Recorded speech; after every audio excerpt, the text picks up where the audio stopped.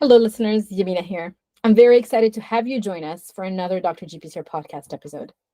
If you haven't heard, we are officially a nonprofit 501c3 organization. Becoming a nonprofit only solidifies our mission to serve the GPCR community. Therefore, we're taking a short podcast break starting in July to come back with new episodes at the end of August, as well as an amazing set of events in the fall. If you are an ecosystem member, by now you know that every Thursday you get your weekly news or weekly GPCR news delivered directly in your inbox. If you're not an ecosystem member yet, join us today. Thanks to our fantastic team of volunteers of GPCR scientists, a GPCR article will also hit your inbox weekly on Tuesdays. Also, mark your calendars for not one, but two Dr. GPCR University classes with Dr. Terry Kanakin.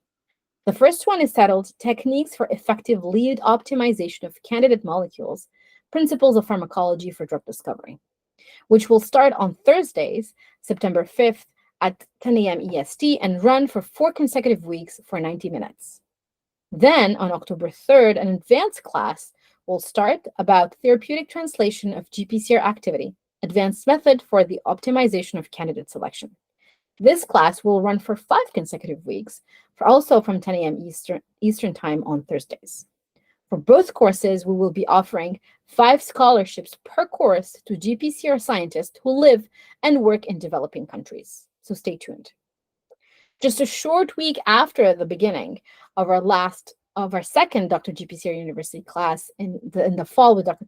Kanakin, on October 11th, we will be hosting our Dr. GPCR Symposium on GPCRs as therapeutic targets. During that day, we'll have talks from speakers of all levels, both from industry and academia, a poster session, as well as a panel discussion. We're also excited to be co-organizing our very first in-person Adhesion GPCR workshop in collaboration with Dr. Anthony Boucard from the Adhesion GPCR Consortium. Mark your calendars for October 23 to 25 and join us in Mexico City for a fantastic meeting on all fascinating aspects of Adhesion GPCRs and more.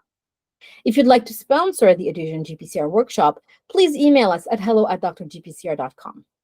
Both emails, actually, we have now 2 emails, hello@drgpcr.com and hello@drgpcr.org. Both of these emails will be active for a foreseeable future to make sure that we don't miss your emails. And now, let's dive into this episode.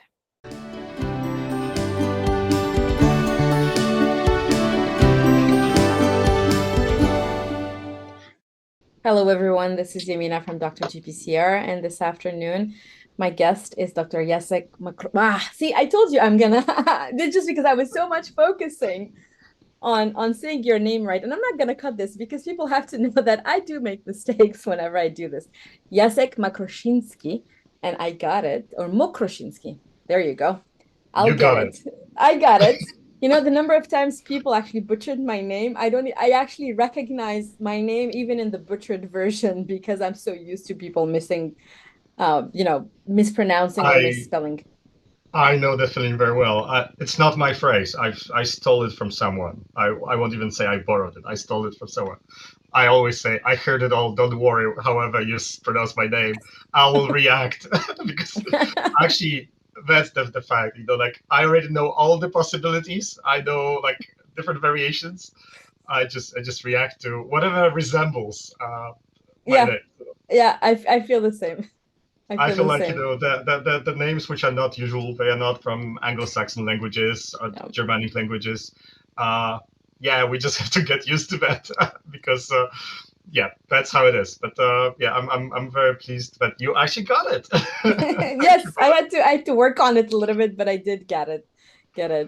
It's funny because my name gets butchered. My oldest son, who's also shares his first name with his father. His name is Attila.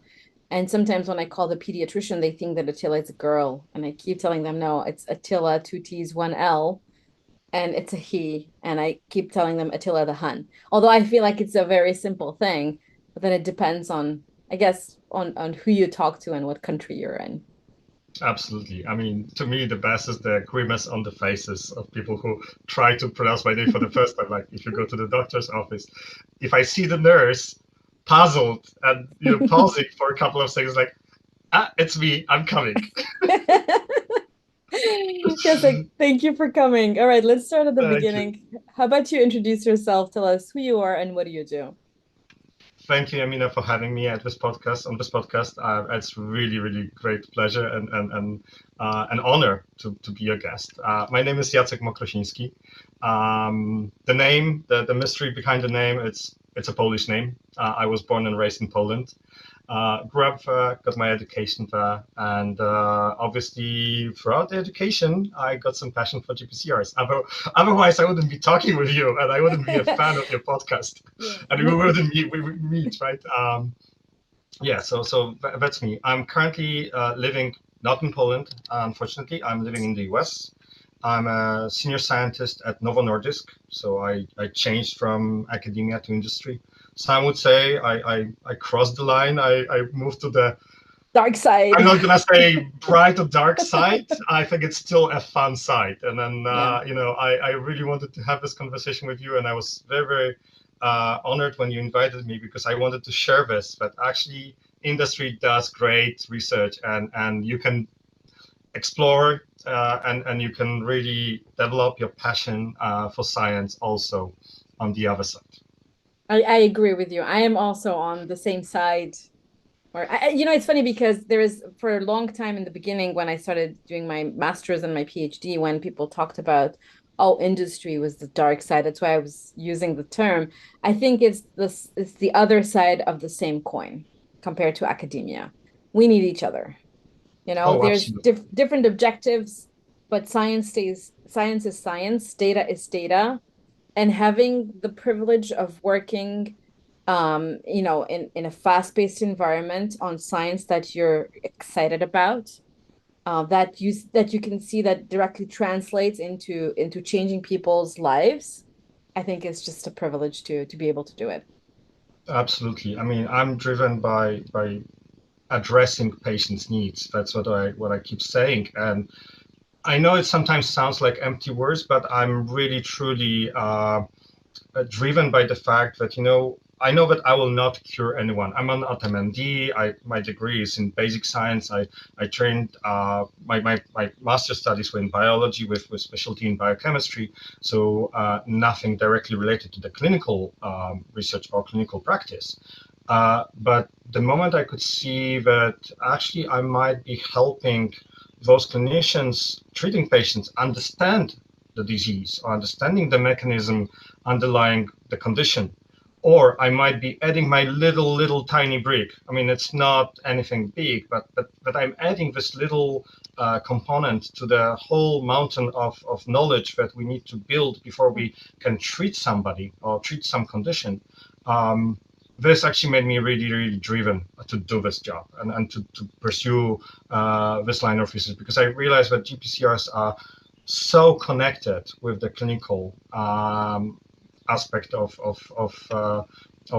biology or of medicine, right? Like with understanding the disease, understanding how we can really improve the quality of life, improve health, we cure some diseases. So yeah, I'm just rambling now about how we sometimes feel about saying those words. So I'm driven by patients' needs or by unmet medical gaps in the knowledge, but it is really the reality. This is what was driving me to do this type of work. I love it because when I think about, and you're right. I mean, I also trained as a biochemist, not a physician or anything, but when I think about everything that it takes to build a company, to build the science around it in order to then later on get the right molecules, to put them in the right models, to have the right TPP, to get to that phase where you say, I have a drug that can help people.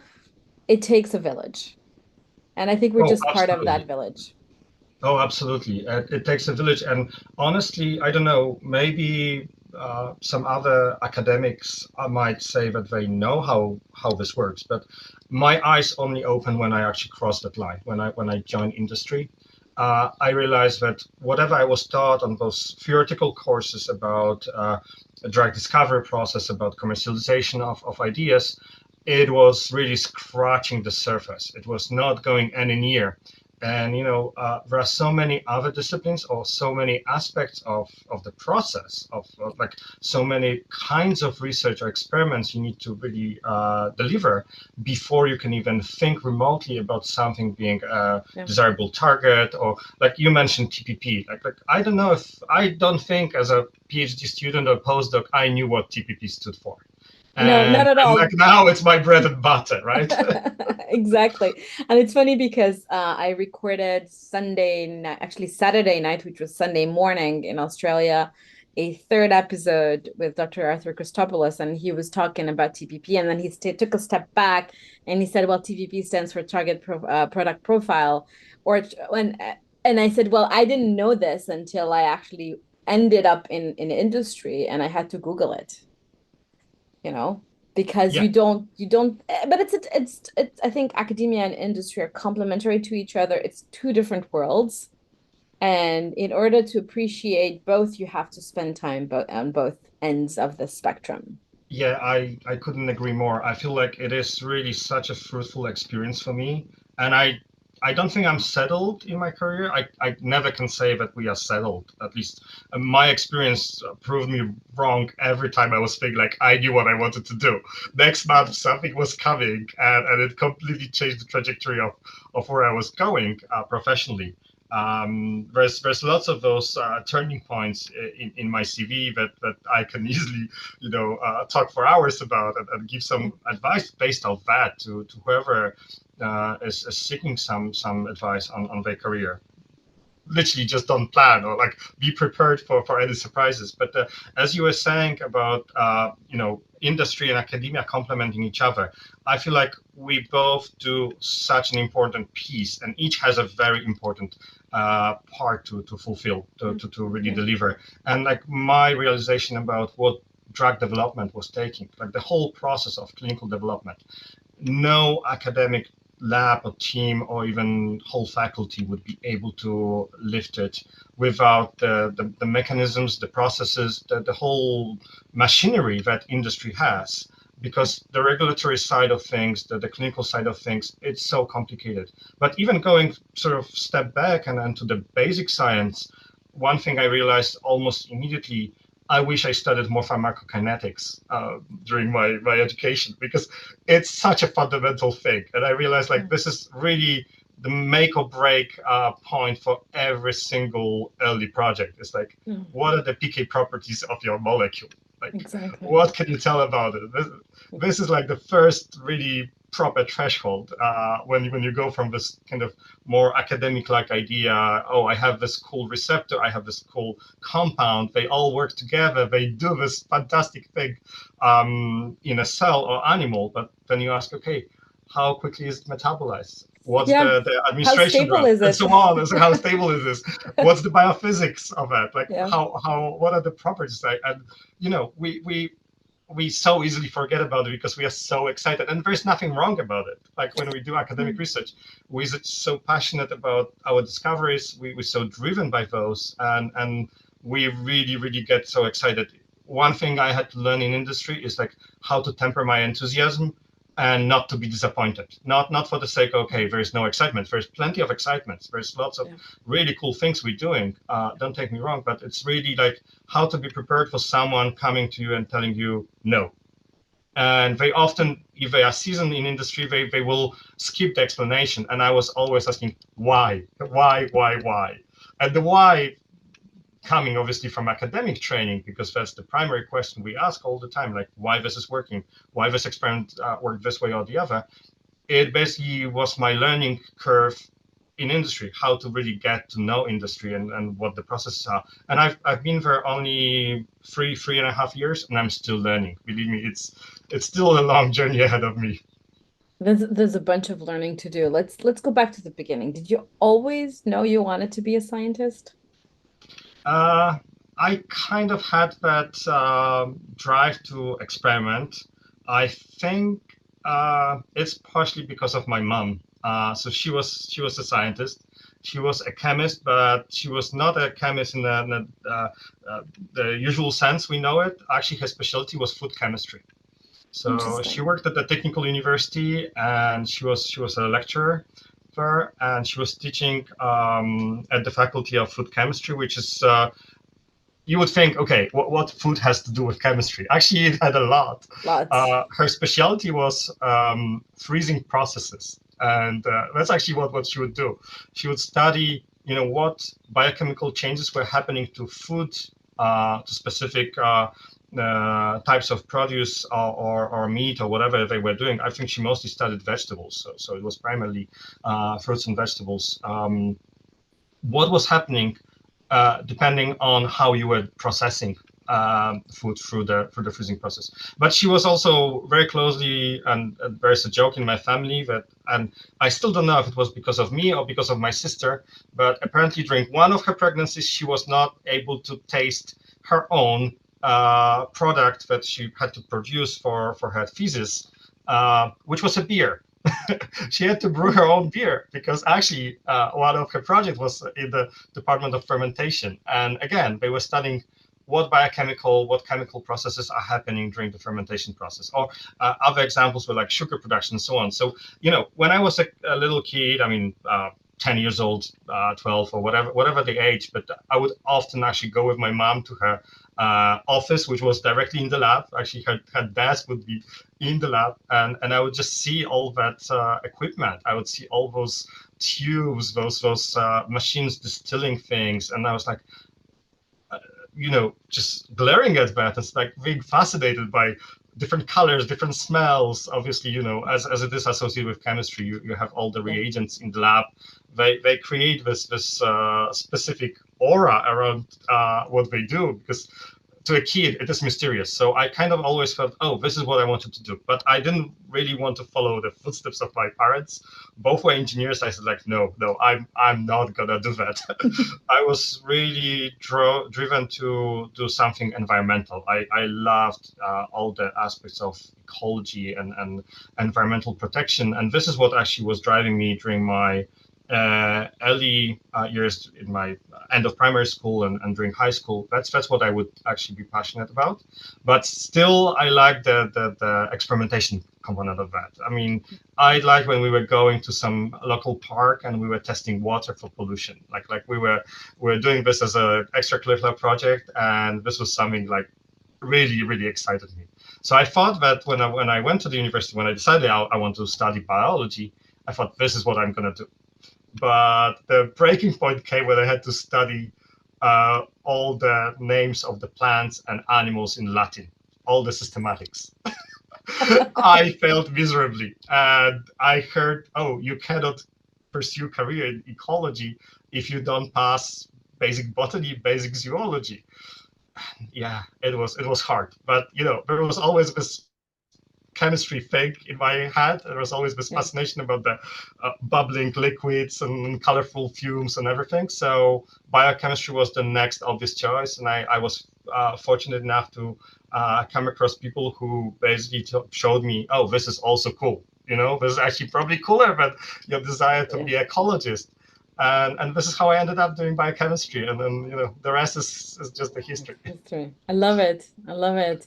And I when you mentioned food science, I think it's a really cool thing. So one thing we like to do with my family is whenever we want to watch something on TV, we always watch this documentary called How It's Made.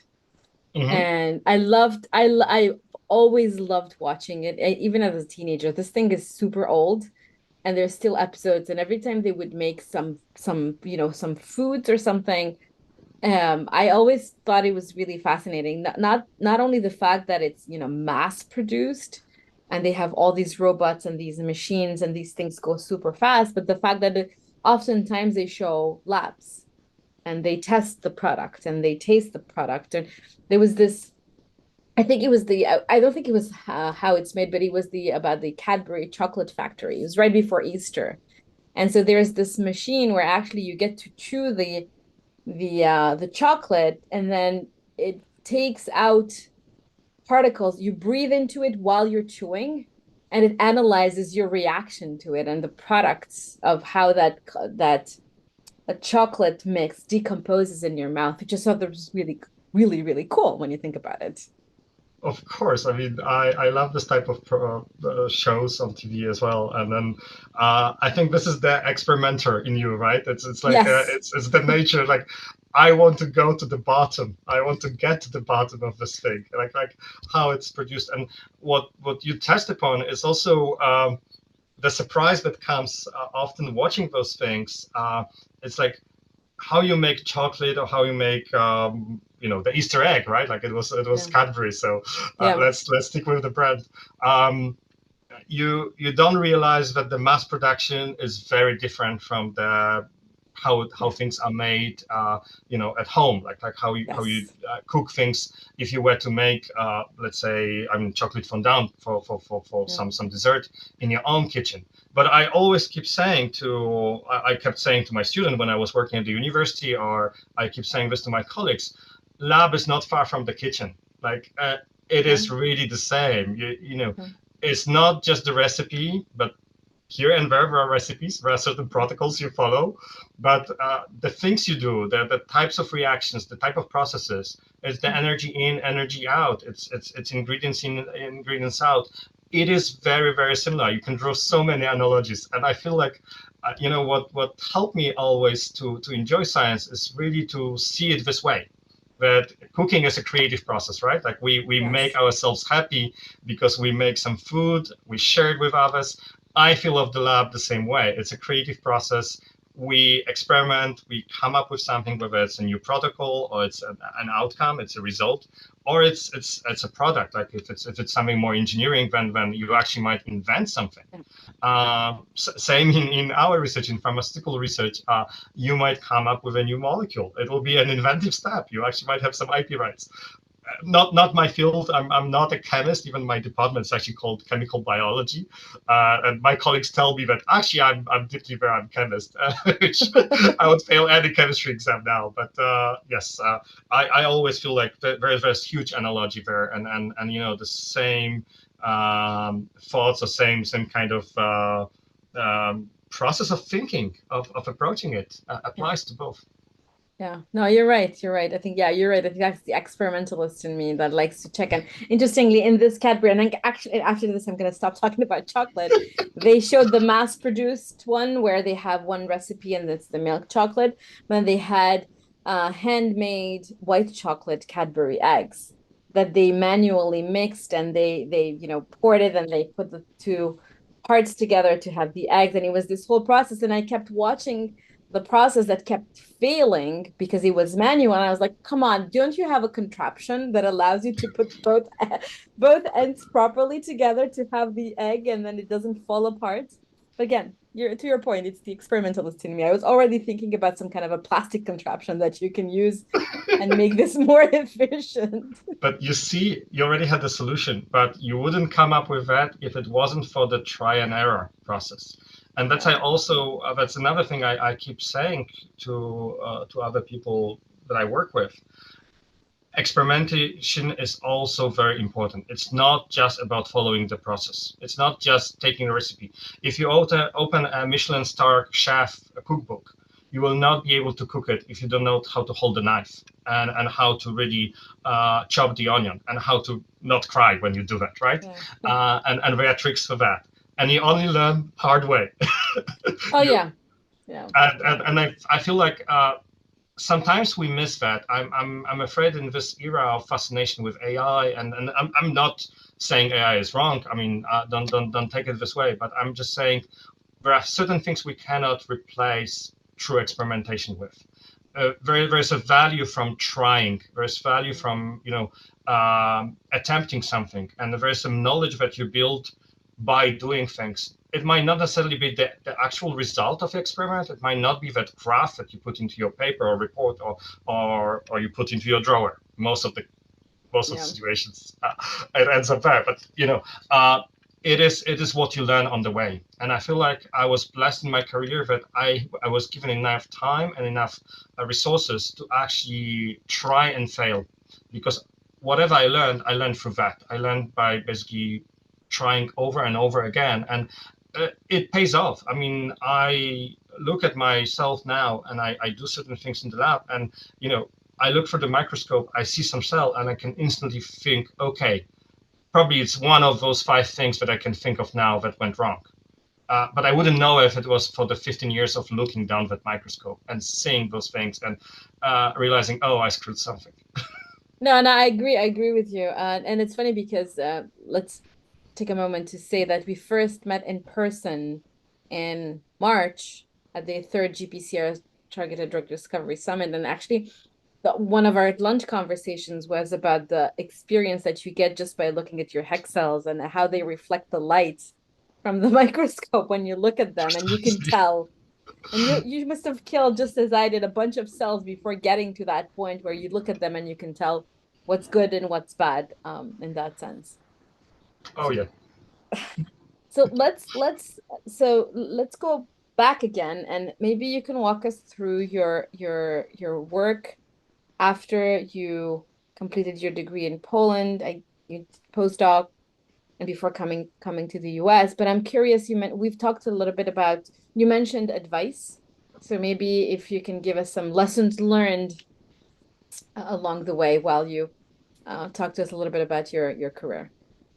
Absolutely. I'll be very pleased to share that. So I completed my master's degree in Poland. During that those master studies, I went actually for half a year to Denmark to do Erasmus. For the European audience, it's very obvious what it is. For international audience, just quick explanation. Erasmus is a program where you can choose to study for 1 or 2 semesters of your course somewhere else abroad from your home country. And in my case, there was a collaboration already established between my home university, University of Łódź, and University of Copenhagen. So I picked that one. I was lucky to be selected, and I could spend 4 or 5 months studying there. And what was fortunate for me is my professor. This was Tue Schwarz, so some GPCR fanatics might know the name, might recognize the name.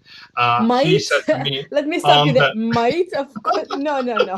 I mean, if you're listening to this podcast and you don't know who Tue Schwarz is, by the way, I actually need to I have to email him and ask him to come and join on the podcast. But sorry, didn't mean to interrupt you. No, don't worry. Yeah, let me try to push Tue as well. I know he might be hard to get hold of, but yes, he's such a colorful person, and he has so many great stories. I think he will be a fabulous guest for this podcast. So yeah, I was super fortunate that Tue accepted me in his lab, and on day 1 he told me, forget about taking any particular courses. I know you came here to study, but the best study you can do is by doing a project in my lab. And this will be your course for the next semester. You're doing this project, and he connected me with Dr. Brigitte Holst, who was a young professor. I don't know if that was her title at the time, but she was already she finished her training. She finished her postdoc, and she was starting her academic career at the time. She was driving lots of projects focused on the ghrelin receptor. And basically I was immersed into this from day 1. Like, I was sent to the lab, and it didn't matter that I didn't know how to do things, that I didn't know anything about GPCRs. I was learning as I was going. I mean, it was really a fascinating journey, and there were so many great people around me who were helping me. And my first piece of advice would be open to those opportunities, be open-minded, and pick them as they appear in front of you, and be proactive in those as well. Like, if someone throws you into a deep water, think how you're gonna swim best. Find those around you who can help you. And I mean, I was fortunate. I know that sometimes it's not as easy. It's not as you're not as lucky, but I was lucky enough to have so many good and talented people around me. And one thing I learned very quickly, I was so dependent on those people. It taught me the respect I was necessary. So my teachers were technicians. My teachers were people who had many years behind their belts of doing that research, doing those experiments day by day by day. And they were tremendous wealth of knowledge. They might not have scientific titles. They might not be, people you would read papers from, but they knew everything. and they were guiding me.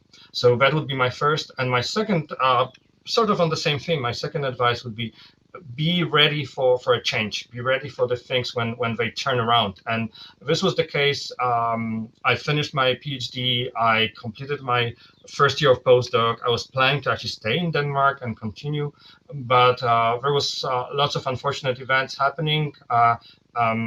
It didn't work out. I couldn't stay any longer, but the opportunity showed itself. I was basically accidentally shown some message. It was at the bottom of some email, and it read like, email was about the project I was on. It was very scientific, but at the bottom said like, by the way, I'm looking for someone to do a postdoc in my lab. And I was like, okay, what should I do? I was planning to stay here. I wanted to live in Denmark, but this is in the UK.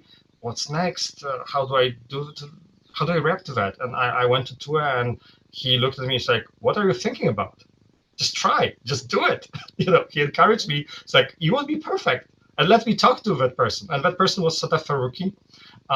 She became my next mentor, next really big name in my CV, who guided me through meanders of science, and I ended up, and I was extremely pleased to work with her because I learned a lot again.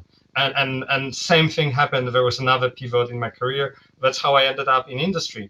I was applying for a job back in Denmark. I was kind of, my mind was circling back, restricting myself to Europe, thinking I'm Polish, Denmark is close, I can be close to my family. I was not even looking at opportunities elsewhere. I applied for that job in Denmark. I didn't get it, but the person who was interviewing me called me and said, "Hey, you're a really, really strong candidate. You just don't meet exactly the profile of a person we're looking for. So it's not about you, it's just about the position. But by the way, there is someone else in the company looking for someone exactly like you. Do you mind if I forward your CV?" And I joke that I didn't pay attention when she said, because she probably said that this job was in the US. I was like of course, I would not say no to forwarding my CV to someone else. I was like, okay, I'll try. Hey, I'm living in the US for 3 years now. So, those things come and they come by a surprise. They often, you're not ready for those, but be open-minded. So be grateful to the people around you, be open-minded, and be ready for the changes. Those are my main advices based on my own experience, but I'm pretty sure they can be quite general for anyone. Yeah, I love it because, you kind of, you figured out what you liked about science, and then you went with the opportunity, where the opportunities were. Precisely, yes. And sometimes you don't realize, but you're actually creating opportunities for yourself. So one other thing I would add to my story is I was not going through classical path in terms of the way I was publishing. I was working with Pekida. I was very, very lucky to work with her, and this was my first favorite GPCR. I know that you like to ask that question, so I already revealed the first one. I'll keep the second one for later, so we can still do the same way as you used to do. But I've done some research on ghrelin. It was a fascinating subject, but I was more drawn towards, I mentioned those instruments, those colorful fumes in the lab.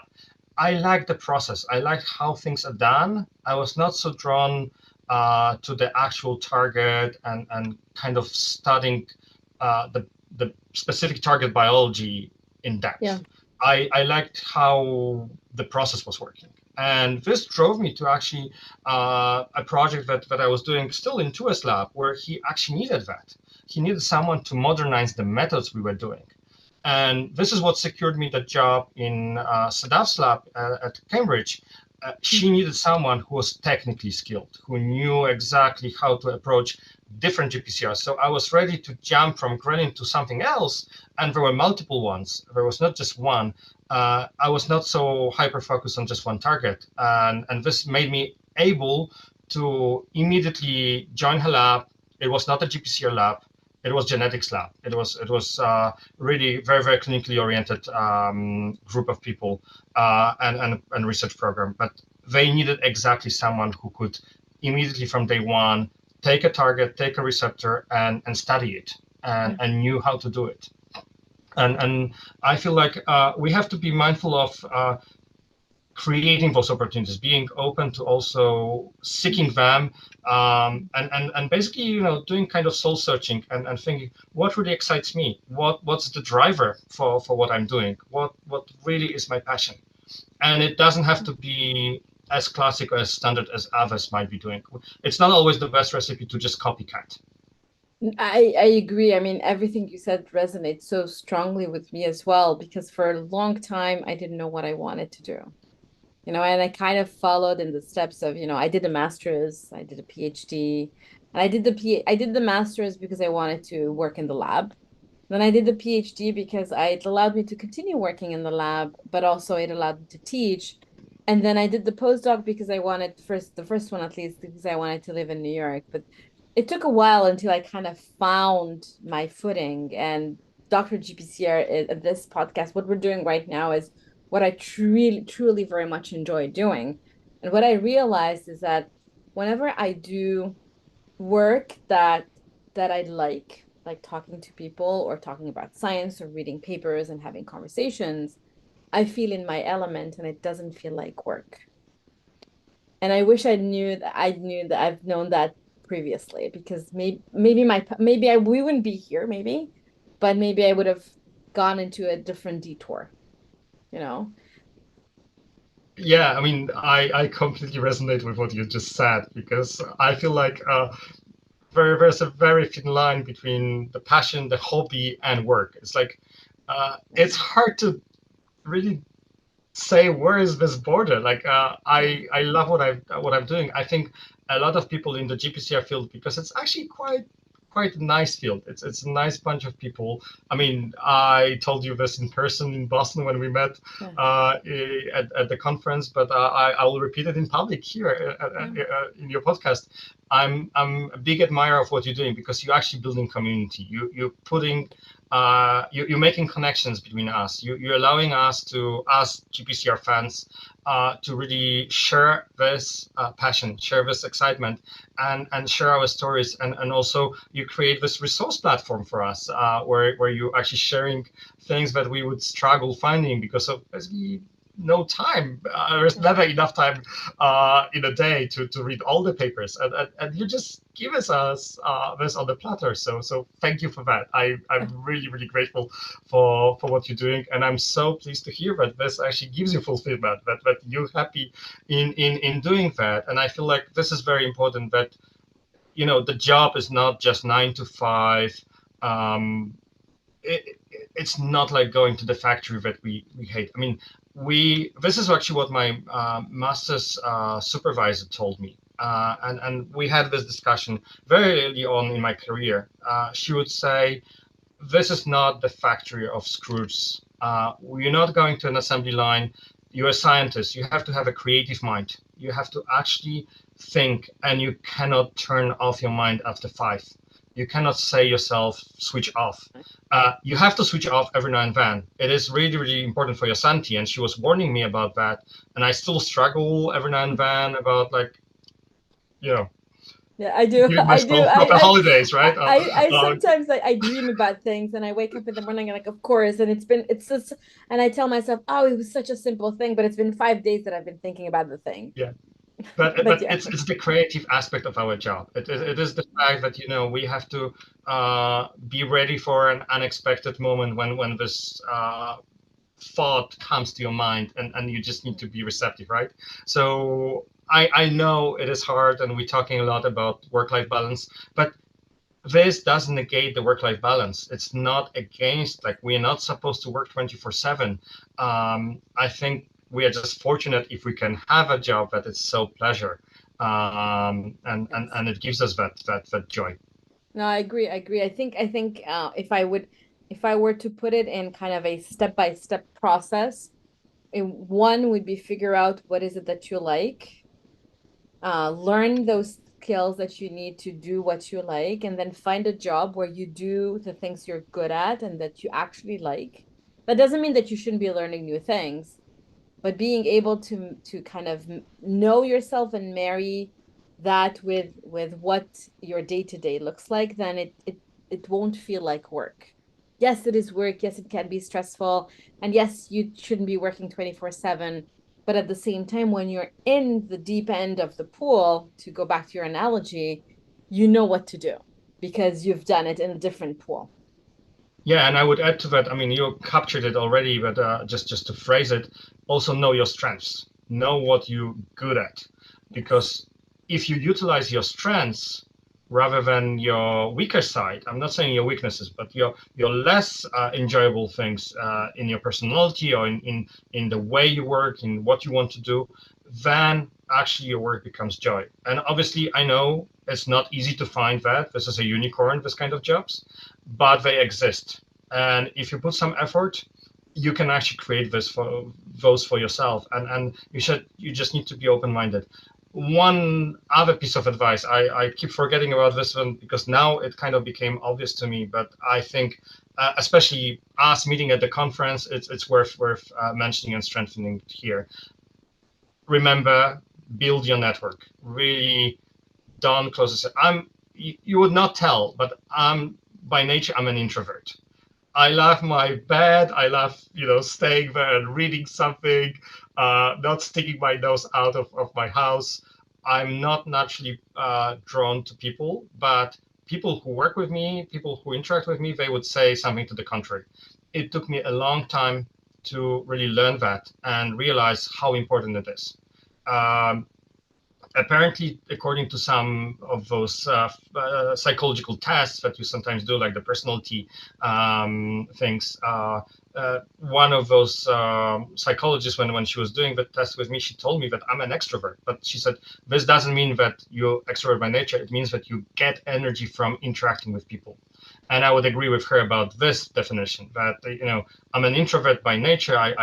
I feel the best on my own or in a very, very close circle. But actually, interacting with people gives me some energy to go forward. And once she explained this to me, I realized, okay, this is a necessity, but actually I realized that there are benefits to that. And the most ultimate benefit to that is you build your network, you create the opportunities, because you never know when somebody from your network will reach out or someone from your network will appear with something that might be an interesting collaboration proposal. It might be some interesting topic, might inspire you. Someone might just mention something in passing in a conversation. It might be a so-called water cooler conversation, right? It might be something that ignites that spark in you. And if you have understanding of your strengths, something we were talking a moment ago, and you have that network, it's a perfect recipe for success, right? Because you know yourself, you are receptive to those other people awakening ideas in your head or giving you those opportunities, then you might be able to find that unicorn, or you're very likely to find that unicorn.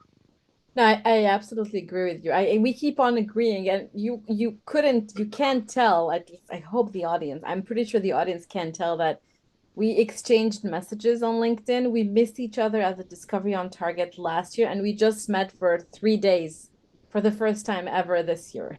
But I feel Yeah, like we I've known literally you had one forever. lunch together, right? And that was just one Exactly. one proper conversation, but we clicked on right away, and we Yeah. we we realized that actually we sort of operate on the same wavelength. Like I realized that we were talking about the same stuff, and we had the same understanding of certain things. And I'm really grateful for you for giving this opportunity. I repeat myself, but for building the community and giving the opportunity to us to exchange those. And I wanted to mention that conferences, meeting people, this is so important. I met you, right? And this was a big thing for me. I'm really, really honored to be on this podcast. I don't Thank you. consider myself any big name in the GPCR field. I'm just a tiny little scientist doing my thing. I cannot compare myself to lots of names that you had before me on this podcast. But as you told me, it doesn't matter. It is about sharing the experience, about inspiring others, and this is why we do that. This is what we do this for others. I wanted to bring one anecdote. How I met one very distinguished GPCR scientist, Professor David Gloriam. I met him accidentally at some small seminar. It was I just started my job in Cambridge. I just joined Sadaf's lab, and I went to the seminar. It was organized by one of the vendors selling some of the very well used kits. I don't want to advertise, but very limited number They of know those. who they are. Yes, absolutely. So thank you for giving me this opportunity to meet David. Obviously, I knew David's name. I knew his papers. I was fascinated by that. But he was presenting some data, and he was saying like, oh, and we would like to do this in his presentation. He didn't say it to me, but he said like, we would like to do this, and that as our next steps, which is usual, right? Like when you close your talk, you kind of give the perspective for the future. And then we had a coffee conversation, and he said like, hey, but you work with Sadaf Faruqi, and she is big in this field. And I will not spoil the next GPCR, but I know, basically I'm he asked me waiting. like, can you do experiment on this? Like, of course I can do it. Like we do it every day. So just send me those peptides. I'll test them for you. It ended up being a very nice paper. My contribution is a tiny little graph, but I'm super proud that I could actually add it to the story. But what it resulted in, I'm now collaborating with David. I got to know him. We got to work for a moment together. Then was a pause. I moved to industry. In my new role, I realized that some other colleagues were seeking connection to David. They always wanted to work with him because of the database and everything that he's doing around that. And I said, like, hey, I know him. Do you want me to do the intro email? And she said, my colleague who was doing that, she's like, yeah, absolutely. Could you do that for us? I was like, no problem at all. I wrote an email, and she then asked me like, oh, would you like to stay on the collaboration? It's like, I would be honored. And and now we're working together and we're doing some really, really fascinating stuff. I hope sooner or later, but probably better sooner, it will see the daylight, and then I'll be able to talk to you about some another fascinating story. Really cool. No, and you're right. I think it's all about being open, and also, I mean, we just did that in March where we were talking. I'm not gonna say about what and who and what the context, but we were in line for food, and you said, "Oh, do you know this person?" I said, "Of course, happy to make an introduction," and made the introduction. And Absolutely, and yes, that's it, you know? and it's working, right? It's like so if you can immerse yourself in this, even if you're an introvert, really, really embrace this. Yeah. And it's hard. And believe me, half of the people in the room are introverts like you. It's hard for them as well. So don't be ashamed. Just try. Just try. Just make a little effort. Another anecdote, which is a tiny thing, but it was such a surprise. I remember I was at the conference. I was shy. I didn't want to really speak much at the time. I was presenting a poster. I was not super happy with the data because like I knew there was a story, but it was a weak story. I didn't have the full project completed, so I couldn't really give much answers. And there was only one person who came to my poster. I spent hours and hours and hours making that. I was super proud because I'm this kind of person that if I do something, I like things to be really, really detailed and nicely presented. And there was only one scientist who came and asked me a bunch of questions, and he was so respectful. He was super nice. To the point that he made such a good impression on me that I remember him for years from that conference, since that conference. And surprisingly, I met him in my current company. He works for Novo Nordisk as well. And I reminded him about this. I think it was like 6 or 7 years after the event. And he's like, oh, was it in Portugal? It's like, yes. So you remember me? Of course. And it's like it turns out that he was a very senior person. He's a very senior person. He remembered me, this shy young postdoc who was intimidated to present data that was not fully complete. But these things might result in something unexpected, and we work together now. So yeah. No, that's really, really fascinating. And to your point, I think uh, I'm also, it depends. So when I did these tests, I think it was the Briggs-Myers test, depending on my mood, because I did it one at point times zero and then 6 months later, and I did it again because you change over time. I can switch between introvert and extrovert. So it's 51-49%.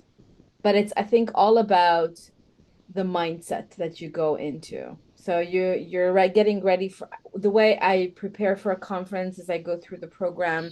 If I have access to who's registered to the conference, then I take a look and then I try and figure out, okay, who are the people I want to talk to?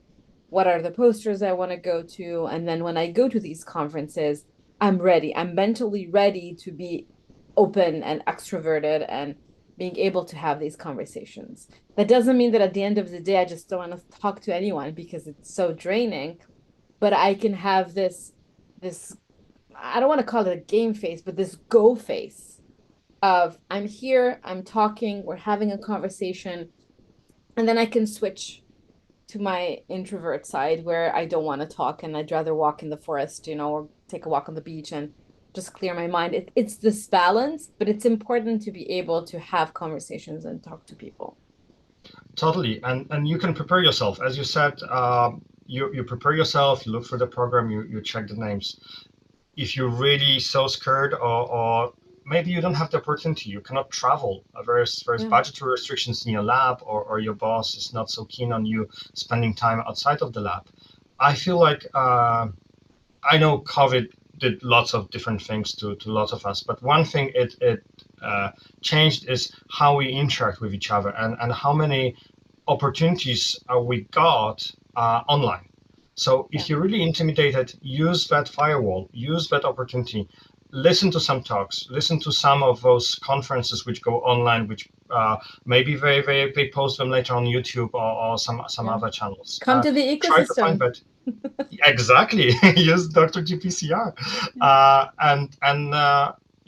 You hear somebody talking about something interesting to you. You see there's something that catches your attention. Write that person a message.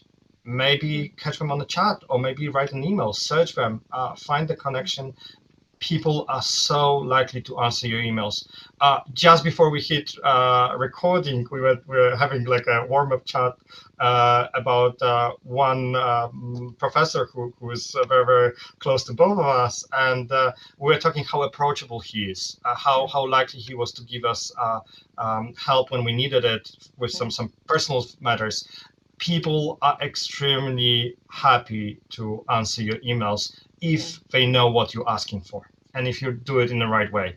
And honestly, even if they don't answer your email, it doesn't cost you anything. Like, you will not intimidate yourself. Worst case scenario, the zero for you is they will just not answer you. But try again.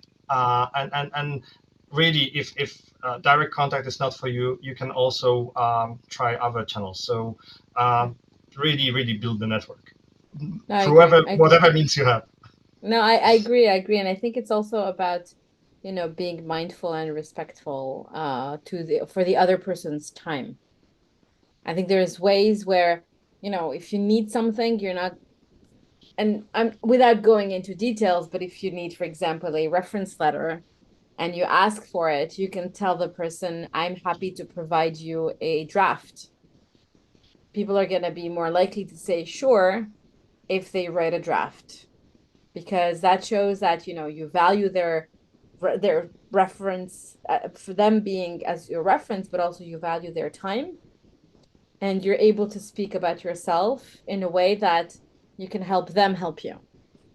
Absolutely, and I would add to that something that I experienced recently. Lots of people started requesting my connection with me on LinkedIn. But they were requesting this without any introduction, and I never met them. I never talked to them. They just saw some post. Because of that post, they wanted to connect. Please write 2 sentences. Introduce yourself. I want to connect because I saw this and that. Oh, I'm interested in this. I read your paper. I heard you are a specialist in this. I had one instance, but that person actually knew me indirectly. She wrote me a message saying, hey, I see that you have a connection with that and that person. Could you introduce me to them on LinkedIn? Because I'm applying for a job in that company. A little short message. It changes everything. Because it gives personality to the reasoning to why you're reaching out, and sometimes it's why you do that, how you do that. It can help greatly. So try, and be really courteous. Be mindful of the other person's time, and as Yamina said, help them. help them help you. Yeah, no, absolutely. And I mean, I think a couple of the other things I want to add, if you don't have a LinkedIn, to anyone listening, you need a LinkedIn, whether you're in academia or an industry. People need to be, when I would introduce someone and I don't have a place where that can hyperlink their name to, that is specific to them, not to university or to a lab, it's hard, to make that introduction. If you have a LinkedIn, that's the easiest, it's inexpensive to do. The other thing is, considering, going back to the fact that you mentioned writing a short message when you introduce someone on LinkedIn. I do it if I know that the person doesn't know me. If I were to connect with you on LinkedIn, knowing that we've met or we've talked, I would click connect. It did happen to me that I could connect to someone, and on the phone it's different. So I went back, retrieve the connection, or send the person a message saying, sorry, I hit connect too quickly. Here's who I am and here's why I want to connect. Oh, totally. I mean, if you know the person, like I Yeah. have dozens, if not hundreds, of connections with people that I work on daily basis in my company. Yeah. So this is obvious. They know who I am. It's kind of, Exactly. It doesn't require introduction. But yes, if you're approaching someone new, someone you don't know, people are very happy to connect. But they need to understand why you do that. Why? Like, what's the purpose? It might be like, hey, I like the color of your top, and like I wonder what the brand you're wearing. Whatever is the reason. And I know I'm trivializing now because we're talking about science and very, very professional things, but sometimes there might be something else, might be a hobby, might be a location. I actually connected with one guy that I don't know, but he had the same path as me. He lived in Denmark. He moved to the US, to the same city as I'm living now. He had sort of same pedigree or similar pedigree. I simply wanted to seek some advice. He accepted my connection. We never truly connected. We never got a chance to meet in person. I wish I maybe tried more, but at least he accepted my request because he saw that I had the reason. Yeah, no, exactly. I agree. All right. I know we didn't go through the traditional podcast path, but it was very intentional. I think after 4 years, we have to reshuffle the cards a little bit. And so let's talk about that favorite GPCR. I think I know which one it is, but I'm curious. And then we can go into inspiring young scientists just a little bit more. Absolutely. I will be delighted to talk about my favorite, and I know that you have some connection to the GPCR as well. So I'm probably really revealing already a little bit. So apart from ghrelin, which is my first love and my first passion, and I'm so fond of this receptor because it's very special. Primarily because it's probably, I don't know if it's the first, but it's definitely the one that so well described for its constitutive activity, and it's so well documented that it has a physiological relevance. And I was extremely proud when I could add my little tiny brick to the pile, kind of proving that there is significance to that. It was basically a human mutation in GHSR, as it's known. It has a very, very peculiar name, but I used to call it ghrelin receptor by its ligand. So ghrelin receptor has about 50% of constitutive activity. The way we measure it is basically if ghrelin can achieve 100% with a maximal dose, with maximal efficacy, the receptor itself will at least show in some in vitro models about 45 to 50% of that efficacy without stimulation with the ligand. But there was a group of scientists who genotyped two families, and they found a very, very rare mutation, which was resulting in presentation with a short stature syndrome, and in some cases, in some provinces, with also obesity. If you don't know much about ghrelin has this GHSR name, which stands for growth hormone secretagogues receptor, because it's partially involved in growth hormone secretion. Apart from sensing ghrelin, which is the appetite hormone, it also signals to the pituitary, where we have somatotropes from which growth hormone is secreted. And growth hormone stands for a lot of things, including growth. It's also a misleading name, but it can indirectly relate to your linear growth. during the development. So short stature syndrome, they clearly had probably too little of growth hormone. It's an easy deduction. What I was able to present in one of my earliest papers was that this mutation was actually killing the constitutive activity. Actually, this was done by my colleagues before me. But what I was able to do is to explain the molecular mechanism, how it happens, and take it from a single point mutation and from the patient phenotype to the actual molecular structure without resolving the structure. This was before the cryo-EM days. It was really dark ages of GPCRs. Even makes me feel like a dinosaur now. It was not even 20 years ago. That's how we moved. So that's my favorite one. This is my first love. I will never leave ghrelin behind. But the second love, and probably the biggest one now, doesn't mean that I don't love ghrelin receptor anymore, is melanocortin-4 receptor. That's my reveal. And I know, Yamina, that you have some experience also because of the labs where you worked. Melanocortin-4 receptor is also involved in neuronal regulation of the appetite and body weight. It senses MSH, melanocortin stimulating hormones, alpha, beta, some claim gamma as well. It depends on who you talk to. There's lots of debates in the field and which compounds really matter. They all are derived from the same propeptide. But again, what fascinates me in MC4R, it is the most common among the rare causes of monogenic obesity. So if you take people with rare obesities, with obesity caused not by polygenetic factors, but by monogenic factors, by a single point mutation, majority of those people will have mutations in MC4R. And majority of people will present with the obesity phenotype. That's what we fought for years and years and years. That's what we really thought MC4R is responsible for. During my postdoc, that was at the University of Cambridge, I already mentioned Professor Sadaf Faruqi, we collaborated with a team of geneticists and epidemiologists, and they were reanalyzing some of the genetic data, specifically UK Biobank. It's the famous resource that lots of us use these days for any genetic phenotype associations and many other kinds of studies.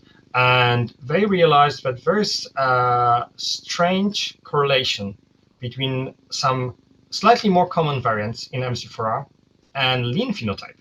But actually, there are, among people with mutations in MC4R, there are those who present with obesity or with increased body weight, and there are those who present with actually lower BMI or decreased body weight.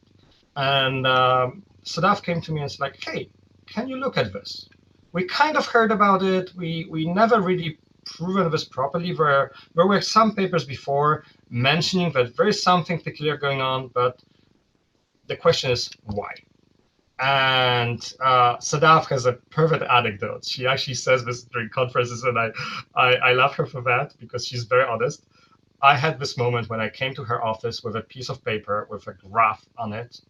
And apparently, I mean, I didn't see myself in the mirror. Apparently, I was gray. I was pale gray because I didn't know what to say. And I showed her the graph, and she got speechless. And the rest is the paper that we actually published. So we realized, and it was through my perseverance and my love for methods. And then I'm circling back to what we were talking earlier. Know your strengths, know what your passion is. My passion was always for method development, for new assays, for advancing the way we measure things. And I always wanted to not only do the classical transcription factor reported gene assay, but I wanted to go deeper. And one of the things Stuart asked me to do when I was in his lab is like, hey, we need some beta arrestin measurement. We need to do it in a more in a quicker way. We need to test more variants. We need some method which will allow us to test multiple mutations in the same receptor. Can you think of something? And then I worked it out. We were testing some new kid on the block, some new technology. it was extremely expensive. So when I went to the staff and said like, hey, could I try this? It's like, oh, I'm afraid we cannot afford it. It's too expensive. But think of something else. And then I came up with something else, with a different vendor, with a different kit, with different technology, doing the same thing, measuring things in the same way. And with this perseverance to basically introduce new method, I was like, I'll give it a try. I tried cyclic MP. MC4R is a GS coupled receptor, very easy to measure. So many different ways of measuring cyclic MP. You probably have done it if you do any in vitro pharmacology. I was like, okay, nothing here, no change, but let me try beta arrestin. And in beta arrestin, the result, the effect was stunning. It was like multiplying the response, and we basically learned that there's a gain of function of that receptor if you change that one single residue. Actually, there are two different ones that we were studying, but it started with V103I mutation. So that's the story of MC4R. There are different angles. I could talk for hours. I don't want to bore our listeners about stories. I would refer them to many papers, and I can talk at conferences. So catch me, and let's have some coffee, tea, or whatever drink you prefer, and then let's talk about it. Because honestly, there's lots of little nuggets and things that I'm so crazy about, which might not actually stem from the actual story of the paper, because yeah, they are important to publish, they are important for the journals, for the impact, but there's way more that I learned from that. So that's why I'm so happy with these two examples, ghrelin and MC4R, because these were big chapters of my work, of my career, and my love for GPCRs. I love it. I love it. Maybe you can come back and give a talk about GPCRs as therapeutic modalities in October. Let's talk about it. Yeah, let's talk about it offline. By the way, I didn't work on MC4 melanocortin receptors. I always thought you did. No, I'm so sorry. It was chemokine receptors. Yes. That being said, about the melanocortin receptors, I interviewed a postdoc currently in Roger Cohn's lab. His name is Alex Rouault, and Alex is also a fantastic postdoc scientist, and he's also starting a podcast. So, and we'll be collaborating. It's more on the transition to industry, but that's the connection on the MC4. Maybe you heard his podcast, but no, it's CXCR4, which was the chemokine receptor. Yes, absolutely. Sorry about that. No, I always thought, because I associate you with Michel Bouvier, and Michel Bouvier is a big name in melanocortin world. We actually collaborated with Michel. He's on some of those papers about the gain of function variants. So that's it's funny because Michel has collaborated with a lot of people, and I actually also did collaborate my PhD lab with Michel on the chemokine receptors story. I actually learned how to do Brett in Michel's lab from one of his previous postdocs back in the day. So chemokines. It's back in Tua's lab, there were basically three sections. Tua had his own group, and Brigitte had a group, and that Mette Rosenkilde had a group, and she's the big chemokine person. And I have actually a couple of little contributions to papers from her lab where they actually needed some technical help. So I touched a little bit on the chemokines. They were so fascinating to me because the redundancy in the system, this matrix of ligands and receptors, and how complicated these interactions are, is just so fascinating. And I feel like, because chemokines is such an enclosed group, it's a perfect example. But I think that phenomenon is actually not unique to chemokines. I think there's more of that complexity that we often forget about. It is really down to which cells express which receptor, which cells secrete which ligand, how these two come together in the physiological context in a specific tissue, specific cell type that really is responsible for certain process or immune response, as it's most often with chemokines, right? So I feel like we should be learning more from chemokines. I wish I had more bandwidth and I did more on those. I miss the chemokine world. Actually, the chemokine world, or the chemotactic cytokine world, or groups, are really, really nice as well. I went to one chemotactic cytokines GRC actually 10 years ago, And it was just this phenomenal meeting. There's another one coming up, I think, in June, in Maine. So unfortunately, I can't go, but I think the bunch are. It's a nice group, and Mette Rosenkilde is coming on the podcast, I think, in May as well. Oh, It's amazing! very I'll exciting. be listening. I can't wait. Yeah, I am. She's a very very talented person, and she has such good advice. Like she was actually one of the people I would go to and seek advice whenever I was in a pickle, whenever I like didn't know what to do, and she was always spot on. She wouldn't really know what exactly I was asking about, but she would give me the answer that would give me the direction. So maybe another little piece of advice. We already talked about it. Have an open mind. Be receptive.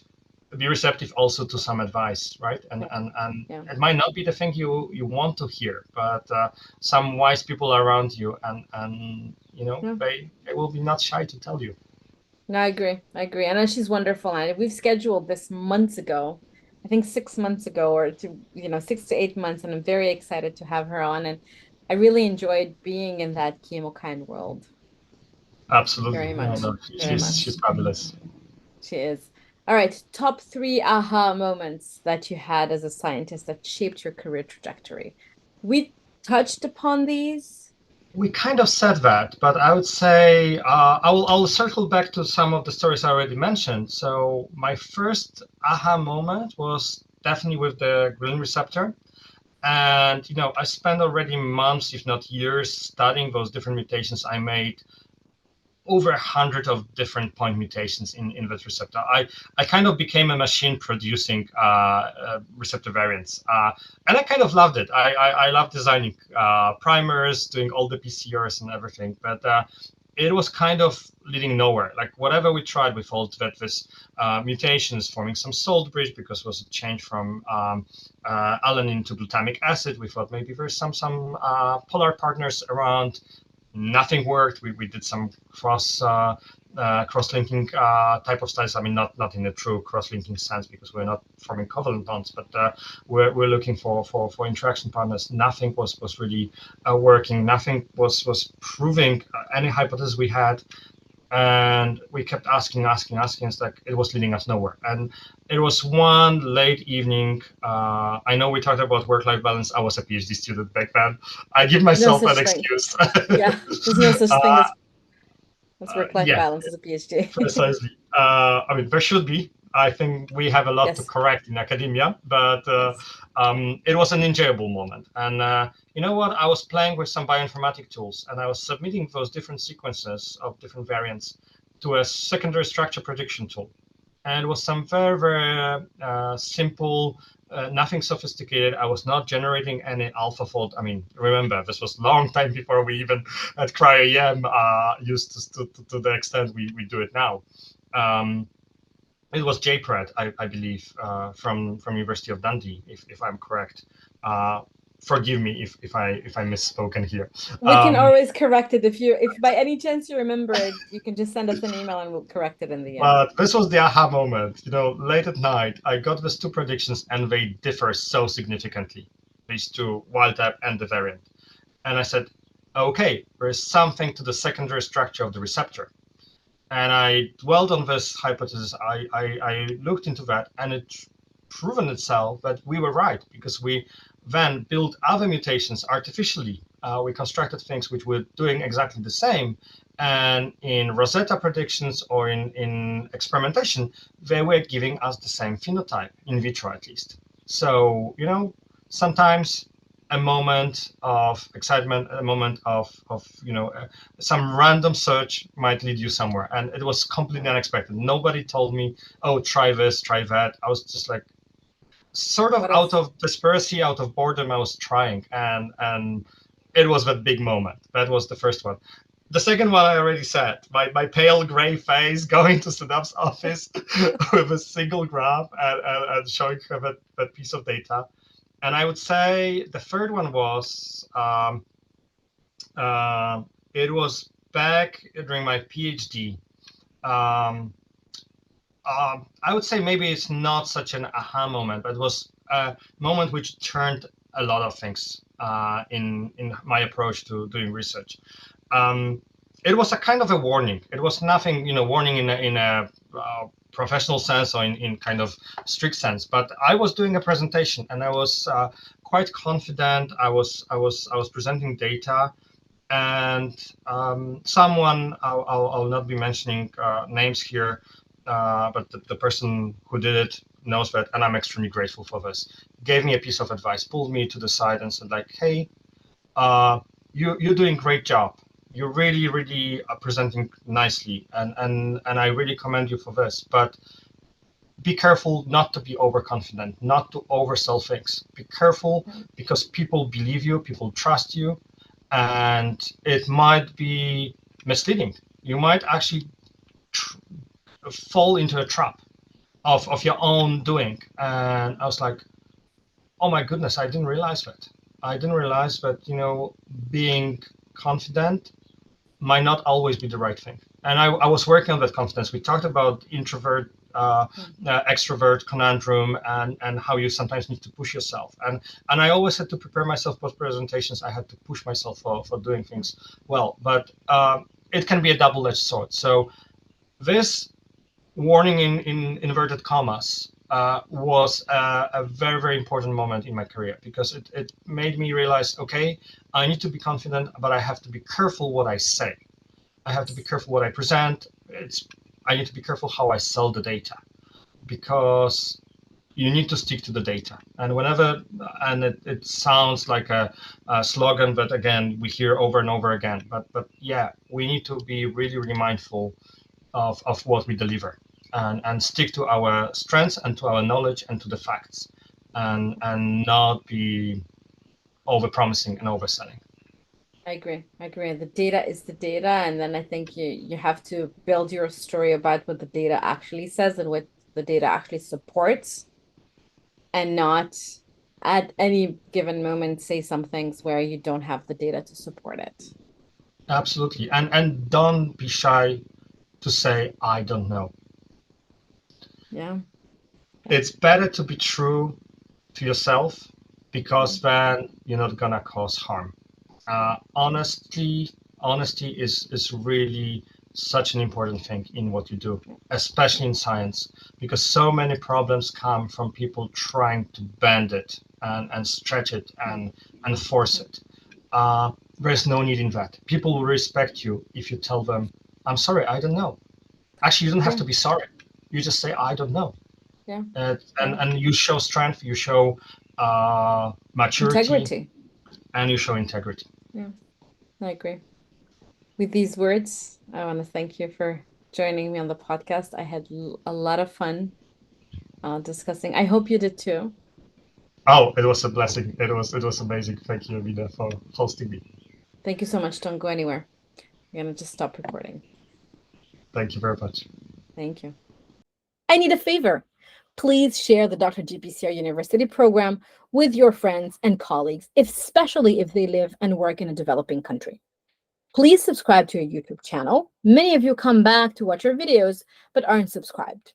Having more subscribers will help us get you more content. Thank you for joining us and listening to this DrGPCR podcast episode. We would like to thank our guest and our DrGPCR team, Attila, Ines, Montserrat, Ivana, Cam, John, Yatsu, Andreina, and Balint. If you like our podcast, leave us a 5-star review on Apple Podcast. You can also leave us a testimonial at drgpcr.com/testimonials. And don't forget to subscribe to our monthly newsletter on our website to get all the news about all the work that we've been doing and we are doing at DrGPCR directly delivered into your inbox. Another great way to support us is to share your favorite DrGPCR programs with your network and colleagues. Email us with any questions or suggestions at hello@drgpcr.com or hello@drgpcr.org. As I mentioned, both emails will be active for a foreseeable future to make sure that we don't miss your email. Until next time, stay safe.